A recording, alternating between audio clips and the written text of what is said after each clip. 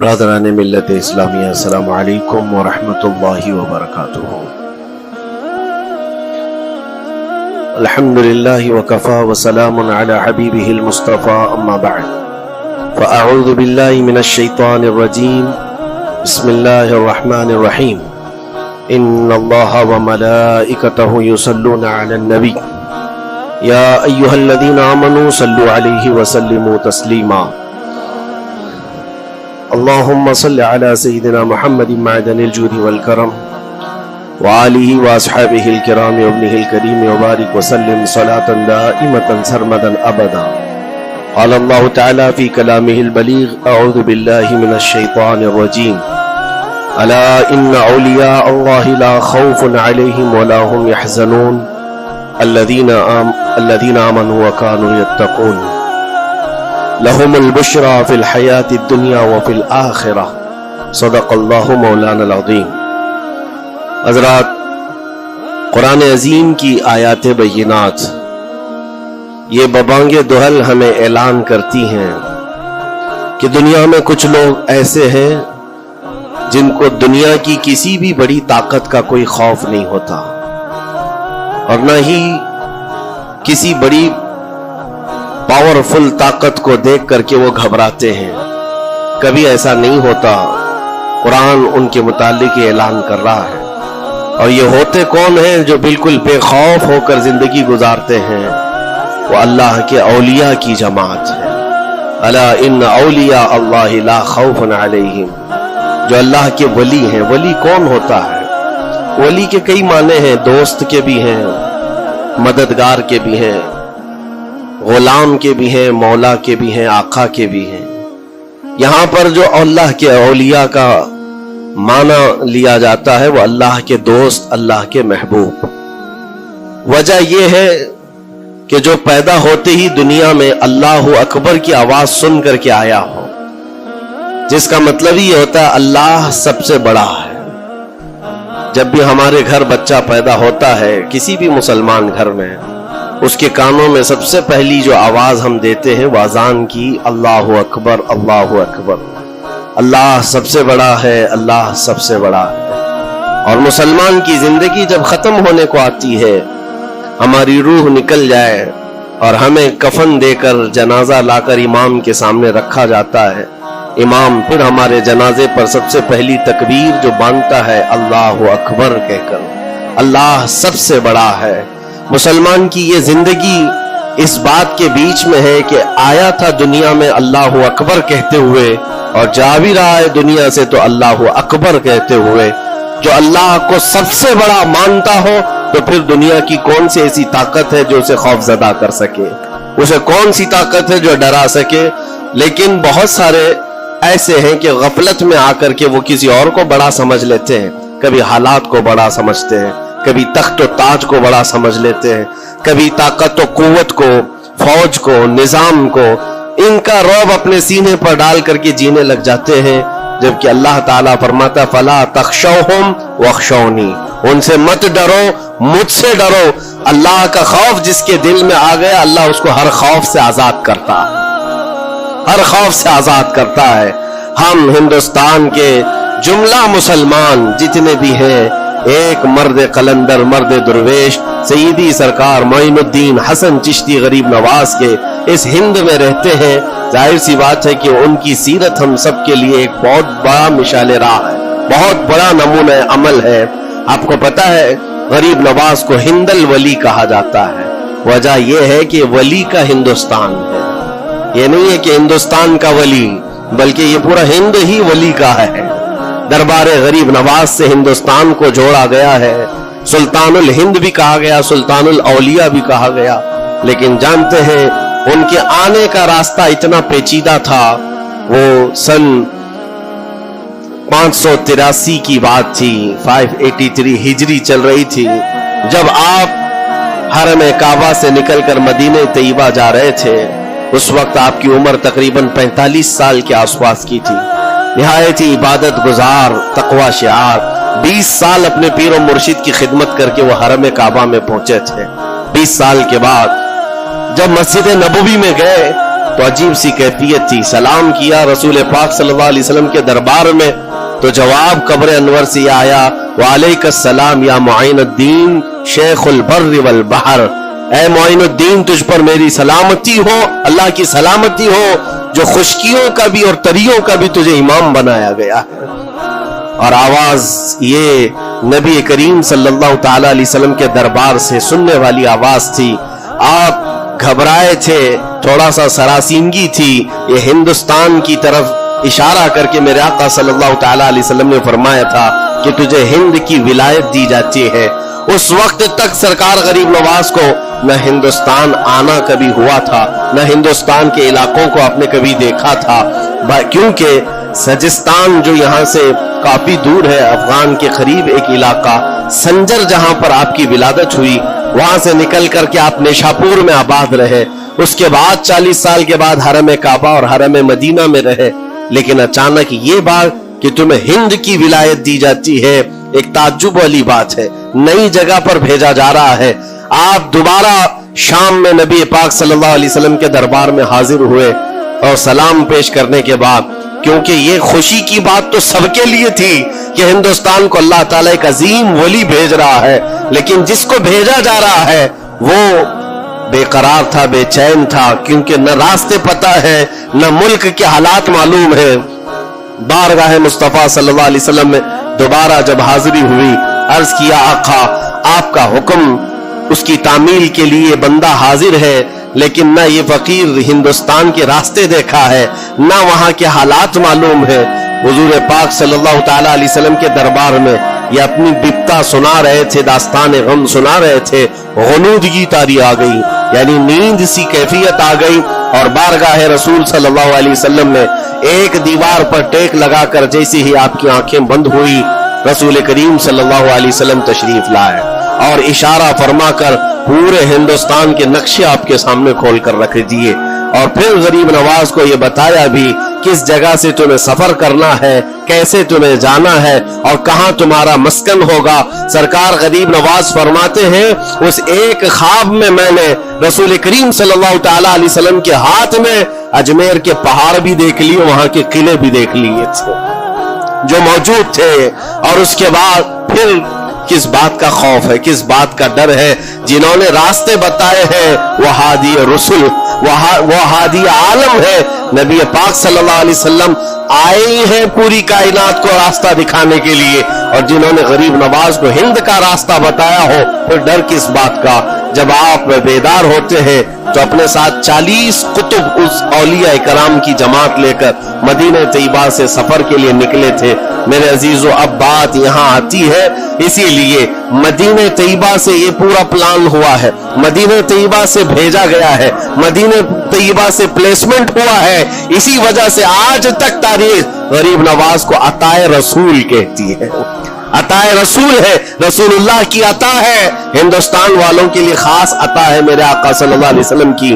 جب وہ سفر کے لیے نکلے سن 83 سے چلے تھے تو یہاں ہندوستان پہنچتے پہنچتے آپ کو 87 یعنی 4 سال کا عرصہ لگ گیا تھا. 4 سال کے عرصے کے بعد آپ پہنچے میرے عزیزوں. نہ پلینوں کا سفر نہ جہازوں کا سفر کہ اڑ کر کے ادھر سے ادھر آ گئے, وہ تو پیدل قافلہ نکلا تھا, درویشوں کا قافلہ تھا, اور وہاں مدینہ طیبہ سے نکل کر بغداد پہنچے. بغداد میں اولیاء کاملین کی صحبت پائی, وہاں سے پھر نیشاپور, پھر اس کے بعد ہرات اور افغان کے علاقے ہوتے ہوئے لاہور پہنچے. لاہور میں سرکار داتا گنج بخش عالم رحمت اللہ تعالی علیہ کے دربار میں چلہ کشی فرمائی, وہاں سے دلی پہنچے. یہاں یہ پورا جو راستہ ہے 4 سال کا میرے عزیز و تاریخ میں ہے. سرکار غریب نواز جس راستے سے چلتے جاتے تھے جو کافر یا مشرک بھی دیکھتا وہ دائرہ اسلام میں داخل ہو جاتا تھا. نور الہی, نور وحدت کا ٹکڑا آپ کی جبین اقدس پر ایسا چمکتا تھا کہ لوگ جو آتے وہ پھر آپ کی صحبت سے دور کوئی جاتا نہیں تھا. دلی میں جہاں آپ آئے یہ ایک عجیب اتفاق ہے, اس وقت کھانڈے راؤ ایک بڑا راجہ تھا, اس کا قلعہ تھا, اس کے سامنے ہی آپ نے پڑاؤ ڈال لیا. سرکار غریب نواز رضی اللہ تعالیٰ عنہ کی یہ داستان, یہ تاریخ, وہاں پر آپ نے اپنا پڑاؤ ڈال لیا. اور ان بت پرستوں کے لیے بڑا پیچیدہ مسئلہ تھا کہ ایک درویش آیا ہے, ایک بات میں آپ کو بتاؤں، یہ جو تعصب آج پھیلا ہوا، یہ زہر پھیلا ہوا، یہ آج کا نہیں ہے، یہ باپ داداؤں کے پشت میں بھی ان کے موجود رہا ہے۔ اسلام اور مسلمانوں کے خلاف زہر مشرکین کے دلوں میں یہ بہت پرانی چیز ہے، نئی نہیں ہے، بہت پرانی چیز ہے۔ تعصب دلوں کے اندر کڑھن رکھنا اور کبھی ایکسپٹ نہ کرنا، یہ سرکار غریب نواز جس دن ہند میں قدم رکھ رہے اسی دن سے آپ نے اس کو فیس کیا ہے، اسی دن سے آپ نے اس کو دیکھا ہے۔ اور وہاں پر کھانڈے راؤ کی جماعت نے بہت کوششیں کی کہ یہ دلی میں داخل ہوا، یہیں سے ان کو ختم کر دیا جائے، نکال دیا جائے، لیکن عجیب اتفاق یہ ہے کہ یہ جو جماعت آئی تھی سرکار غریب نواز کے ساتھ، نہ ان کے ہاتھوں میں تلوار ہے، نہ بھالے ہیں، نہ چاقو ہے، نہ چھری ہے، یہ تو گدڑیاں پہنی ہوئی درویشوں کی جماعت تھی، گدڑیاں پہنی ہوئی درویشوں کی جماعت جو جھولے میں سوکھی روٹی رکھتے تھے اور پانی میں بھگو کر کھا لیا کرتے تھے۔ ان کے پاس نہ کوئی ہتھیار ہے، نہ کوئی سامان حرب، سامان جنگ ہے، ان کو نکالا جائے تو کس بات سے نکالا جائے، ہمت بھی نہ ہوتی تھی۔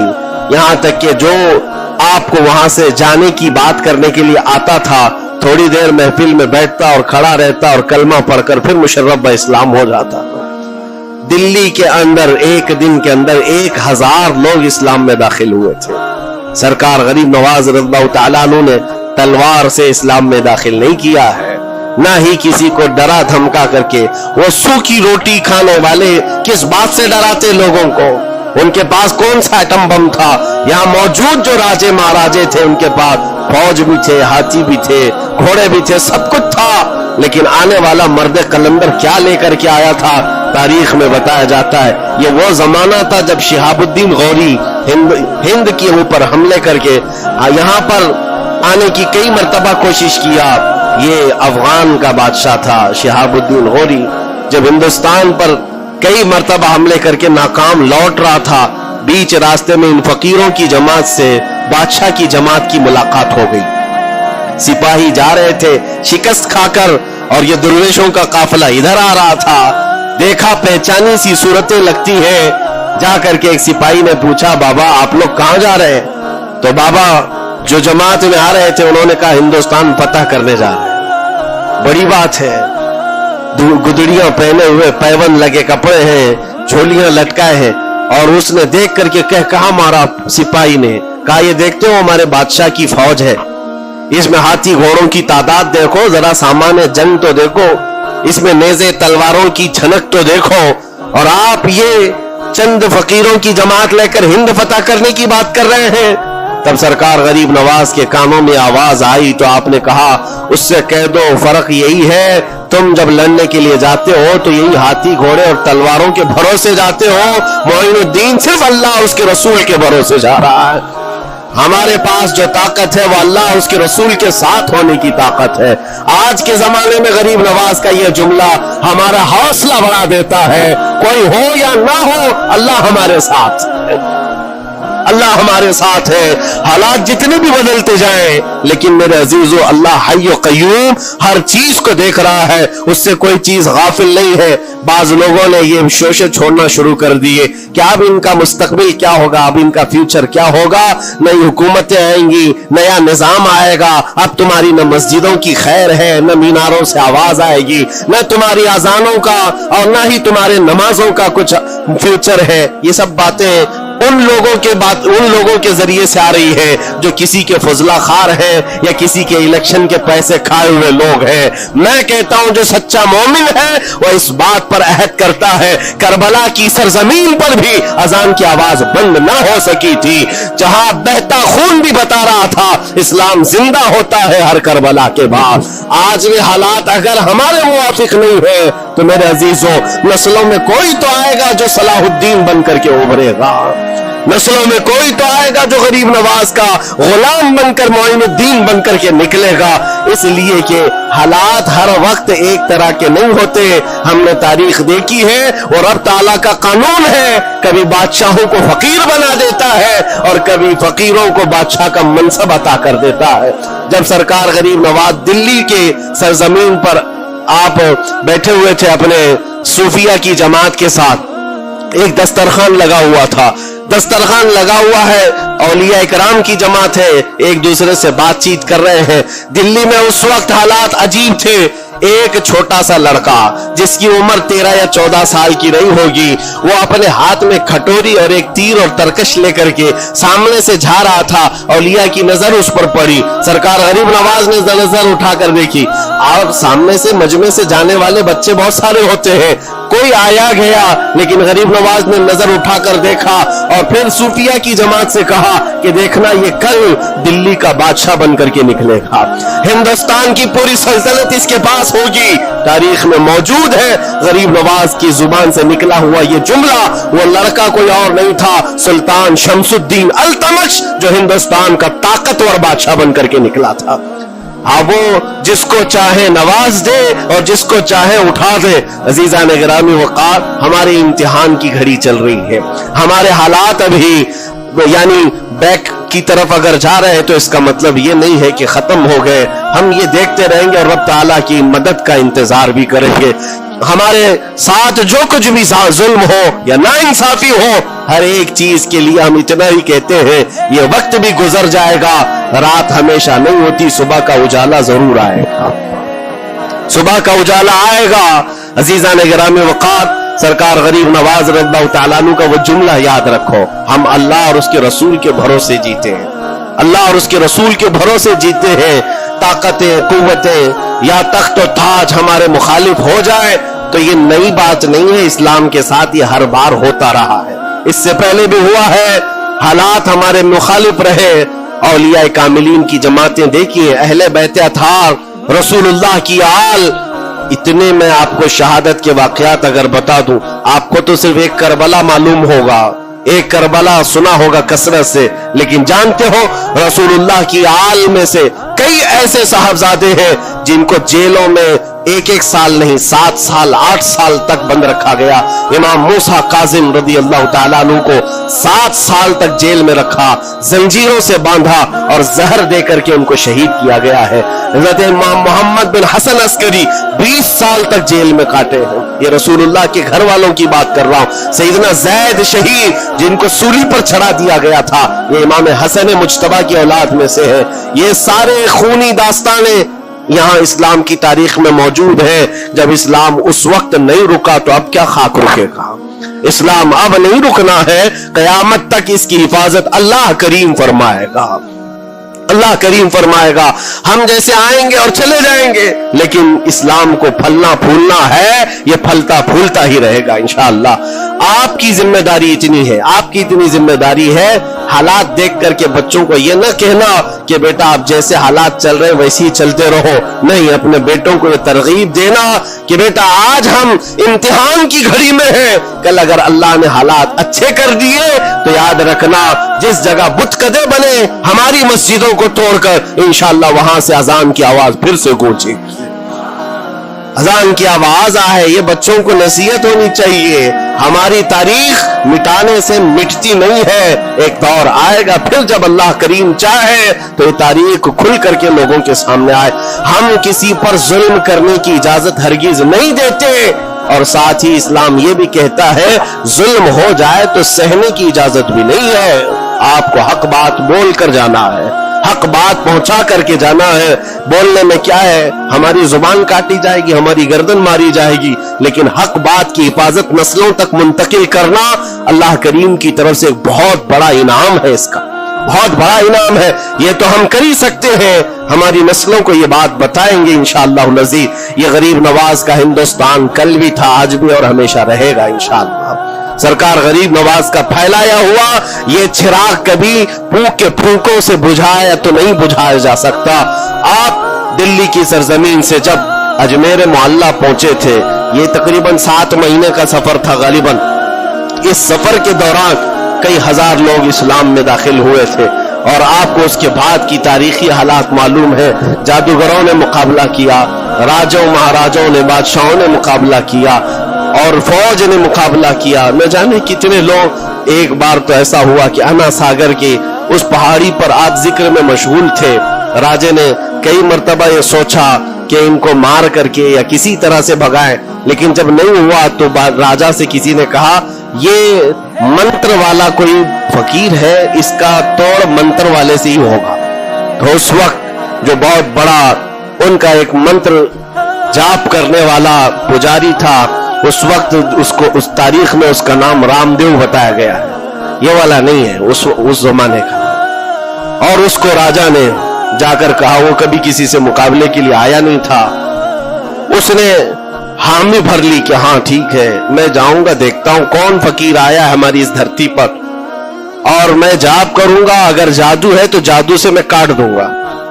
उसने तकरीबन अपने साथ 400 या 500 पुजारियों को लिया, और जब वो आया तो सरकार गरीब नवाज के साथ 2 खादिम थे, आपके साथ सिर्फ 2 खादिम बैठे हुए थे। कहा कि हुजूर बहुत बड़ा मसला है, पुजारियों का जादू हम पर हमला आवर है, उनका जादूगर हमला आवर है, और मुकाबले के लिए वो लोग मैदान के करीब आ चुके हैं, पहाड़ के नीचे हैं, आप अपने चिल्लागाह से उठते हैं जहां पर आप इबादत कर रहे थे। कहा ठीक है हम जाते हैं। और उसके बाद सरकार गरीब नवाज ने कहला भेजा अपने खादिम से, कहो कि वो अपना मंत्र पढ़े, हम अपना मंत्र पढ़े, वो अपना मंत्र पढ़े जो भी उनके जादू का है। अब जब वो पंडित ने, पुजारी ने देखे बगैर अपने सारे पुजारियों से कहा कि जैसे ही वो दुर्वेश आएगा, वो फकीर आएगा, हमारा ये मंत्र है, ये पढ़ना, वो आग में भस्म हो जाएगा, दुनिया देखेगी। सबों ने कहा ठीक है, लेकिन अभी किसी ने देखा नहीं था।